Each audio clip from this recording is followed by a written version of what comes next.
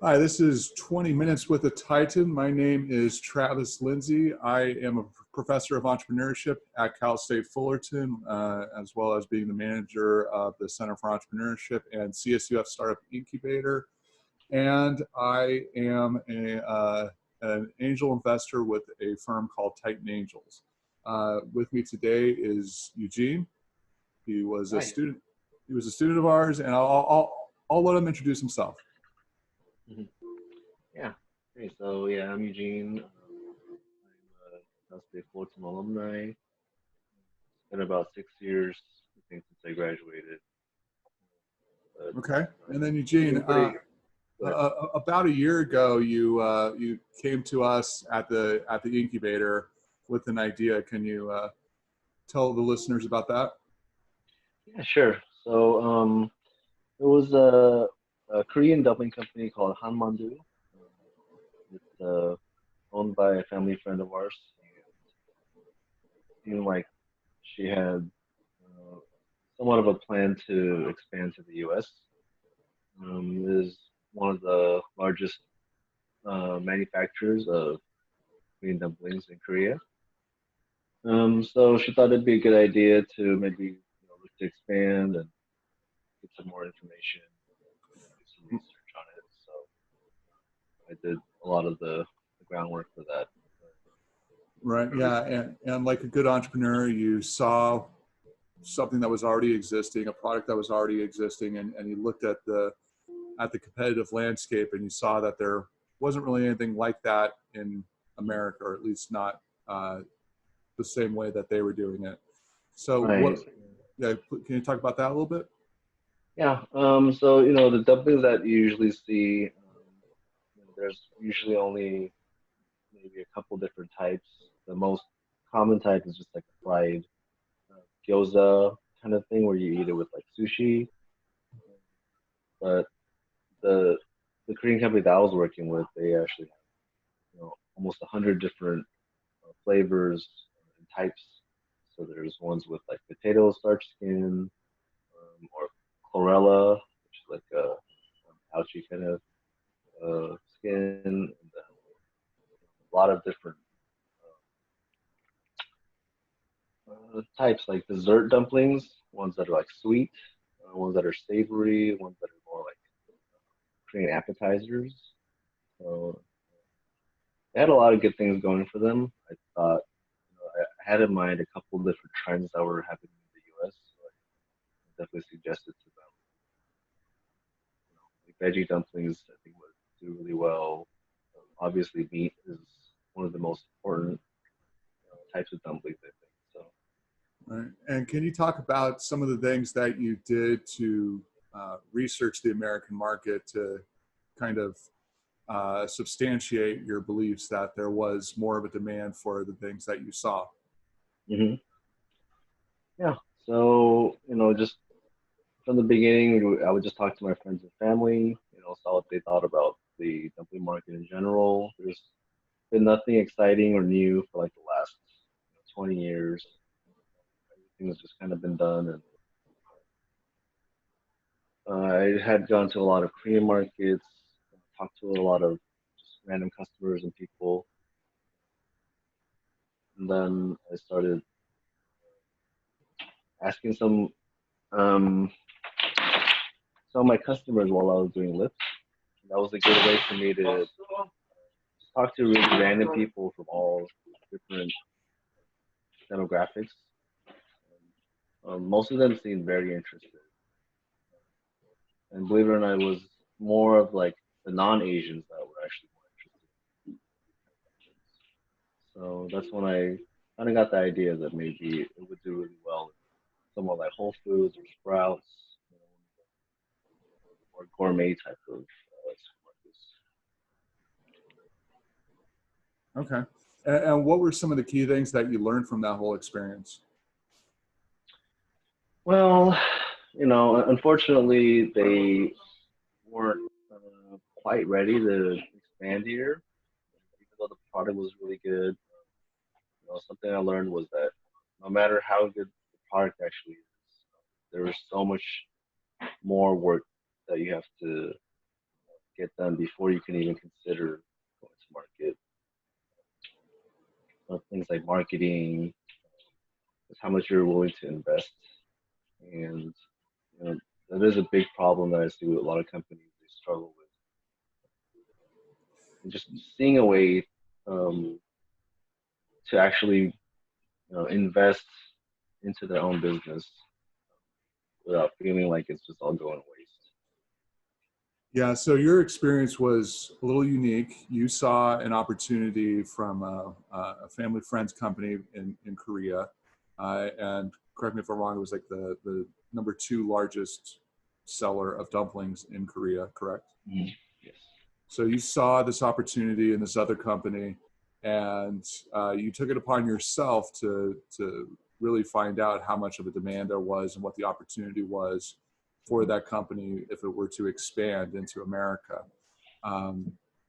And one of the issues that you ran into, you was talking about a little bit, was really getting the buy-in from that company. Right. And that was difficult. Is there anything in retrospect that you think you might have done differently?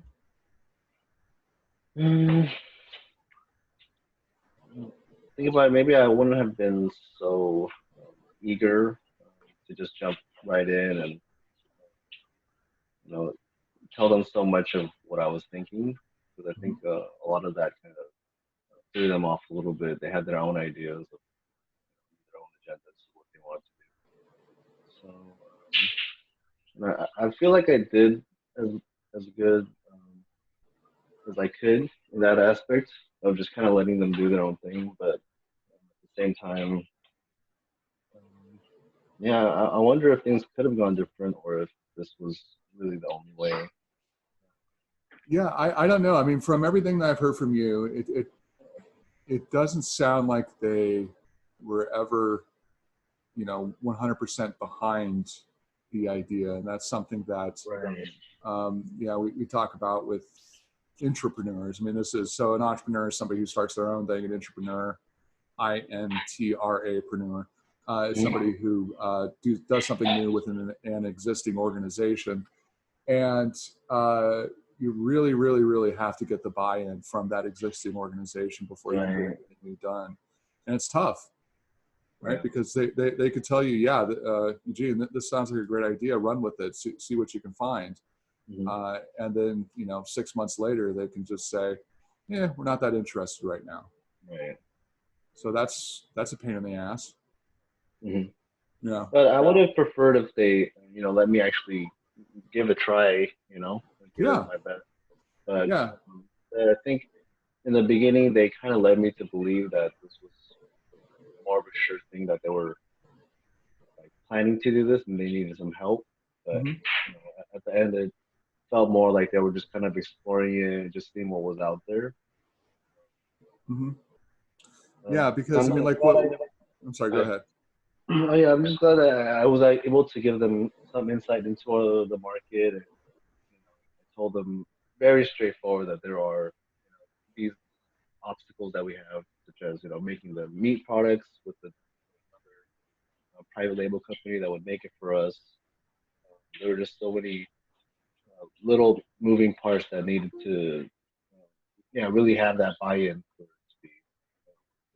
Yeah, I mean, like one simple thing that they could have done, and I think this is what you were talking about, would be to just pick a test market in America. And this is what a lot of the larger consumer product companies will do, is that whenever they come up with something new, they'll test it in Orange County or in Austin, Texas, Atlanta, Georgia, just to get to see what kind of a response it gets, what kind of demand there is, any other type of customer feedback there is, so that they can refine the product or kill it. So yeah, I mean that seems like a simple thing that they could have done and that they should have done, because I know you worked with one of our student teams in I believe David Obstfeld's class. Yes. I think he was teaching in the fall. He's still teaching, but he went on sabbatical last year for a little bit. But yeah, I mean, like what the team did was they checked with dozens, if not hundreds of people, to see what kind of interest they had in what you were selling. I've tried them. The dumplings tasted really good. Mm-hmm. So yeah, I mean, it just makes sense to at least give it a shot. Right. But let's move on from that because you know, that's in the past. I'm sure you learned a lot of other good lessons about entrepreneurship along the way. Do you have any of those to share?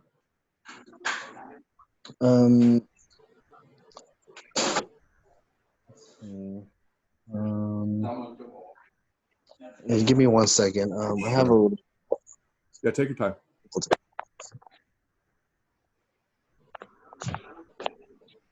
I'm sorry. Can you repeat the last part of that question again? Oh, sure. Yeah. I mean, I was just talking about any entrepreneurial lessons that you have that you think would be beneficial for anybody else going into something like you did. Maybe they see an opportunity at another food manufacturing company or at some other company, and they want to approach them. You got to get all the help you can. I think connections and networking is invaluable. I was lucky to have, JJ and Bob Godlaski. Some people that are very experienced in the business world kind of mentored me through, and I think that really helped a lot to kind of support a lot of the ideas I had. I could bounce it off with different people. So I'd say having a team is really the best thing because you can't do it alone, I think. Right. Yep. Okay. And what are you up to now? So I was at the Winter Fancy Food Show, which is hosted by the Fancy Food Association, and they so we actually had a booth there for a bit, and I met a food broker named Albert, and he was very interested in our product, thought that there was some potential there. And then after talking for a bit, I ended up telling him the dumpling thing isn't really working. And a couple weeks later, he just reached out to me saying that there was an opening at a seaweed snack company. And basically, I would be doing almost the same stuff that I was doing at the dumpling place, which is just trying to get sales into U.S. markets. So they needed help with that. I had an interview. It seemed like a pretty good fit. So I actually just started this week, and it's been going pretty well so far. All right, and talk a little bit more about what you're going to be doing for them. I'm going to be trying to set leads, get some leads for maybe like Whole Foods, Ralph's, Safeway, some of the bigger names. We are currently working with Sprouts, Costco, and Walmart, so that it's kind of like the big guys already. So just keeping relationships, managing those accounts, the existing accounts, and then finding new ones. I think that's going to be my main responsibilities. Okay. All right. So before we go, is there any other advice that you would give to students about, maybe they want to become an entrepreneur or just any life advice in general? Yeah, it's just always good to keep your networks and connections and just kind of nurture all those relationships, check in with people, try to respond as soon as possible. And yeah, you just never know who's going to be able to help you. So, I got this job offer from someone I just met at a trade show, which is, very random. And during all this crazy stuff, it's really hard to find any leads for a job. Right. You just never know. So. All right. Well, I won't keep you any longer. Thank you very much, Eugene. I really appreciate it. And Yeah, no problem. We'll talk soon. Yeah, thank you so much. All right. Bye.